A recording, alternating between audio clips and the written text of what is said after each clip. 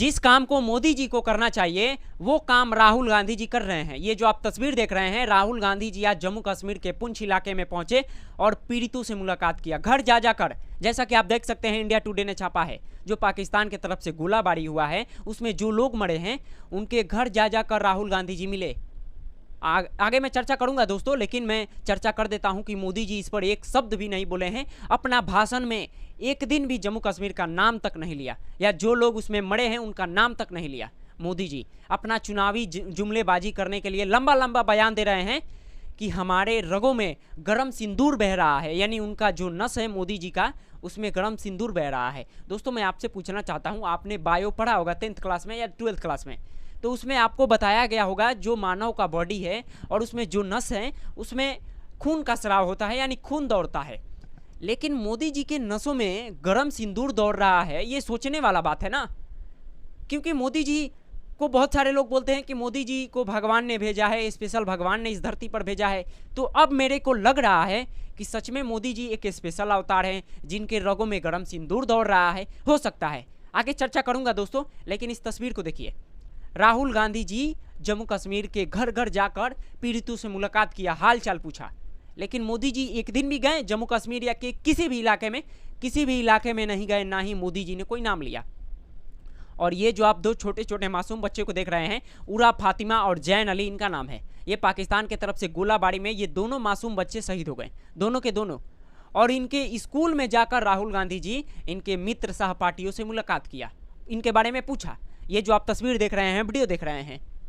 लेकिन राहुल गांधी जी जम्मू कश्मीर के पुंछ के इलाके में जाकर घूम घूम कर वहाँ के सिख के गुरुद्वारे में गए, मंदिरों में पूजा की।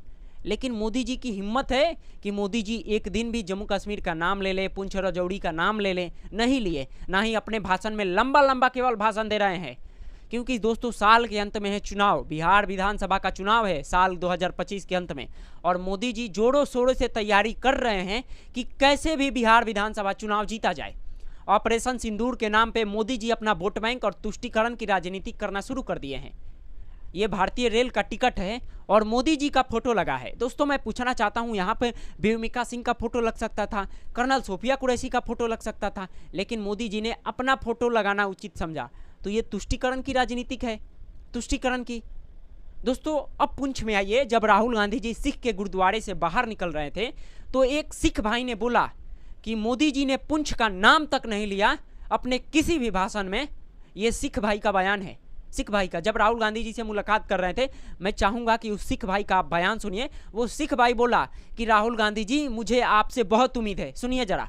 17 बंदों की कैजुअलिटी हुई है यहाँ पे, हमारे 17 बंदे शहीद हुए। हमारे प्राइम मिनिस्टर नरेंद्र भाई मोदी जी 22 मिनट उन्होंने स्पीच की, पुंछ का नाम उन्होंने बिल्कुल नहीं लिया। हमें पूरा यकीन है राहुल जी के जो हमारे शहीद हुए हैं उनके लिए आवाज बुलंद करेंगे, 50 लाख की आवाज बुलंद करेंगे। ये इसीलिए पुंछ की हम इंडियन आर्मी के साथ। तो सुना आपने, ये हमारे एक सिख भाई थे जो राहुल गांधी से मिलकर ये बातें बोल रहे हैं कि मोदी जी ने अपने भाषण में कहीं भी पुंछ या जम्मू कश्मीर के किसी इलाके का नाम नहीं लिया। मोदी जी अपना तुष्टीकरण की राजनीति कर रहे हैं दोस्तों।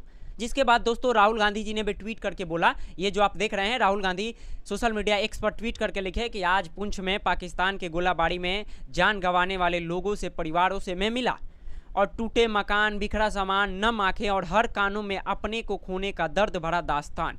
ये देशभक्त परिवार हर जंग का सबसे बड़ा बोझ साहस और गरिमा के साथ उठाते हैं, उनके हौसले को सलाम। पीड़ित परिवारों के साथ मजबूती से खड़ा हूं, उनकी मांगों का राष्ट्रीय मुद्दा स्तर पर उठाऊंगा, जरूर उठाऊंगा, ये राहुल गांधी जी लिख रहे हैं। लेकिन दोस्तों मजाल है कि राहुल गांधी जी, मोदी जी कुछ बोले, कुछ नहीं बोले। अपना वोट बैंक के लिए तुष्टीकरण की राजनीति कर रहे हैं, तुष्टीकरण की। उसके बाद कांग्रेस के एक नेता है सुप्रिया जी, उन्होंने भी दोस्तों ट्वीट करके लिखा, वही सिख वाले भाई का, मैं आपको पढ़ के सुना देता हूं कि जब राहुल गांधी जी पुंछ के सिंह साहिबा गुरुद्वारा माथा टेक कर पीड़ितों से मिलकर निकल रहे थे, तब एक सिख भाई आकर अपना दुख व्यक्त करते हुए कहा कि मोदी जी तो पुंछ का नाम तक कहीं नहीं लिया, हमें राहुल गांधी जी पर विश्वास है और वो हमारे मुद्दा को उठाएंगे, जनता का यही भरोसा राहुल गांधी की कमाई है। दोस्तों मोदी जी सच में कहीं नाम लिए? आपने भी देखा, केरल पहुंचे, बिहार पहुंचे, राजस्थान पहुंचे, कहीं भी मोदी जी ने जम्मू कश्मीर का नाम तक नहीं लिया। और हैरानी की बात यह है कि ये व्यक्ति ट्रंप लगातार ये दावा कर रहा है कि हमने भारत और पाकिस्तान के बीच समझौता कराया है, युद्ध विराम कराया है।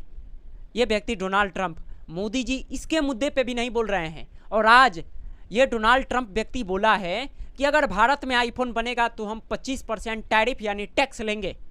दोस्तों, मोदी सरकार को खुली धमकी दे रहे हैं डोनाल्ड ट्रंप, लेकिन मोदी के किसी भी मंत्री जी की हिम्मत नहीं हो रही है कि प्रेस कॉन्फ्रेंस करके ट्रंप को जवाब दिया जाए। ना ही जयशंकर साहब कुछ बोल रहे हैं, ना ही अमित शाह कुछ बोल रहे हैं, ना ही मोदी जी कुछ बोल रहे हैं, पूरे तरीके से चुप हैं। दोस्तों, ये ट्रंप लगातार ऐसा बयानबाजी कर रहे हैं, 8वीं बार बयान दिए हैं कि हमने भारत और पाकिस्तान के बीच सीज फायर कराया, लेकिन मोदी जी का मजाल है कुछ बोले, कुछ नहीं बोले। बहरहाल दोस्तों, इस खबर के बारे में आप क्या सोचते हैं, अपना राय हमें जरूर बताइएगा।